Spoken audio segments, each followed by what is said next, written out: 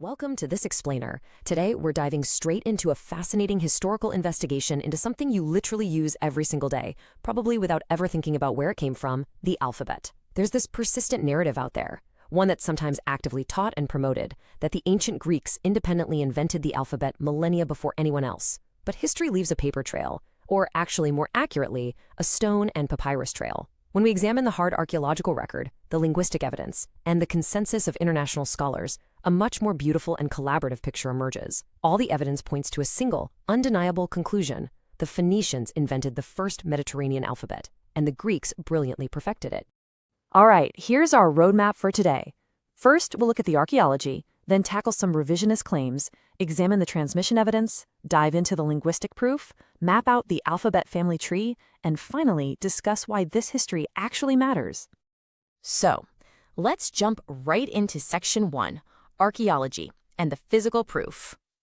Long before Greece had a recognizable alphabetic writing system, the alphabet was already taking shape in the Levant and Egypt. We can trace this amazing, unbroken evolution. The critical breakthrough actually comes from the Wadi, el-Hol inscriptions found deep in southern Egypt, dating way back to roughly 1900 to 1800 BC. Written by Semitic mercenary soldiers and workers, everyday people needing a practical way to write, not elite scribes, this is the earliest alphabetic writing we've discovered.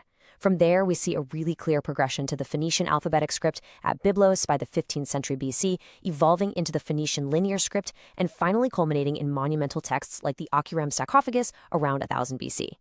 Now contrast that timeline with ancient Greece. They previously used linear A and linear B, which importantly were syllabic systems, not alphabetic. But then, from roughly 1200 to 800 BC, Greece hits this dark age where writing completely disappears. For 400 years, there was absolutely no writing system. Then, suddenly, out of nowhere, around 775 BC, alphabetic Greek inscriptions appear. So, the material origins of the alphabet are physically attested centuries before that sudden Greek adoption. Dr. Frank M. Cross out of Harvard University hit the nail on the head regarding the Wadi el-Hol discovery, calling it clearly the oldest of alphabetic writing and very important. We are literally rebuilding the history of the Phoenician alphabet almost entirely through hard, datable, physical epigraphical evidence, like monuments, stelae, and commercial texts. Moving on to Section 2, Revisionist Claims, and debunking some common myths.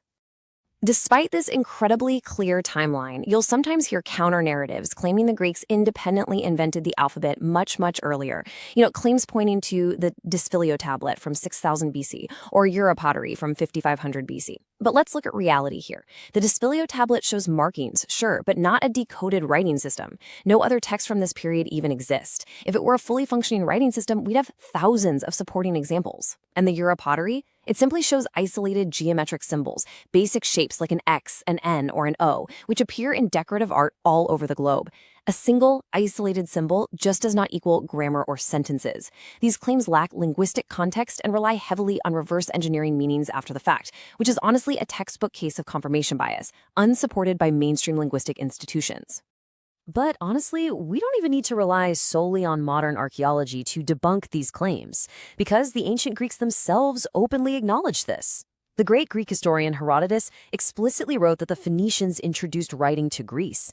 He even pointed out that the Greeks adopted them and literally continued to refer to them as Phoenician characters. This passage is preserved in every single manuscript tradition of Herodotus. Universal academic consensus perfectly aligns with the ancient Greeks' very own admission. Okay, Section 3. Transmission evidence, the overwhelming proof. The mechanics of how this transmission happened are just undeniable. The Greeks didn't just borrow the letters, they kept the exact same sequence. They also kept the letter names. In Phoenician, Aleph literally means ox, and Beth means house. The Greeks adopted these as alpha and beta, which are words that mean absolutely nothing in the Greek language. On top of that, the earliest Greek inscriptions were written right to left, exactly like Phoenician. Think about it. If you independently invented a writing system, why on earth would you use someone else's meaningless letter names, copy their exact shapes, use their specific sequence, and write in their direction? It's kind of like claiming you independently invented the computer keyboard, but just coincidentally arranged the keys Q, W, E, R, T, Y. And the geographical evidence really seals the deal. Just look at where the earliest Greek alphabetic inscriptions actually pop up. Lefkandi, Pithecus I, Naxos, and Cyprus. Every single one of these locations was a major maritime trading hub with a deeply documented Phoenician presence. The Phoenicians were master merchants. They invented the practical toolkit for commerce, right down to pen, ink, and papyrus. These earliest Greek writings aren't high literature, folks. They're ownership marks and trade labels. The alphabet literally spread along the shipping lanes.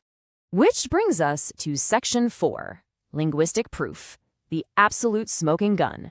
The original Phoenician system was incredibly efficient, for sure, but it consisted of exactly 22 consonants and 0 vowels. And this is where Greek civilization made an absolutely revolutionary leap. Because Greek phonology actually required vowels, they took Phoenician consonants representing sounds they didn't need, like the glottal stop aleph or the h sound he, and they brilliantly repurposed them into the very first true vowels, alpha and epsilon. They also added entirely new letters, like phi and omega, for Greek-specific sounds. This is the exact dictionary definition of adapting and modifying an existing system rather than inventing one from scratch.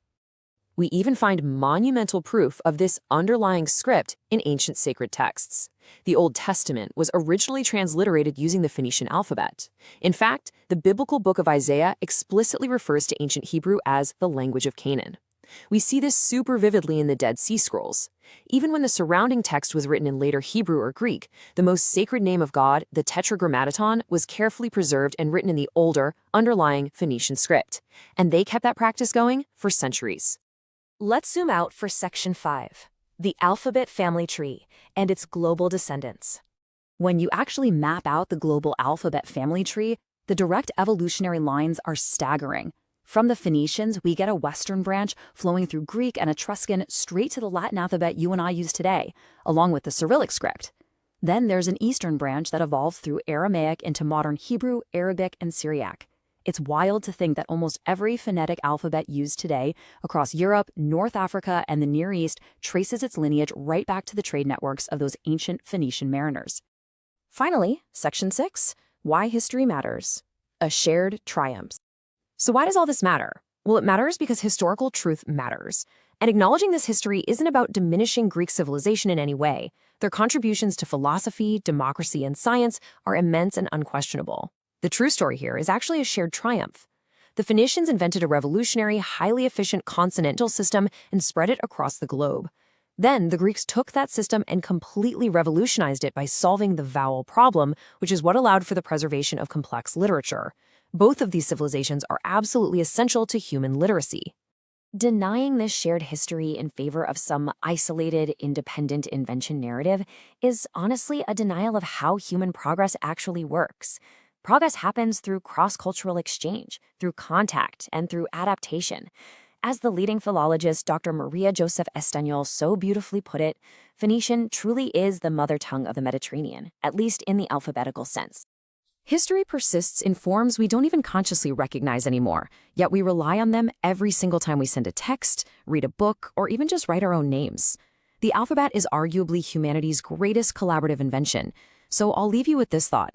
If the very letters we use to communicate were forged by the trade and cultural exchange between entirely different ancient civilizations, how much more of our modern world relies on the collaboration of ancient strangers?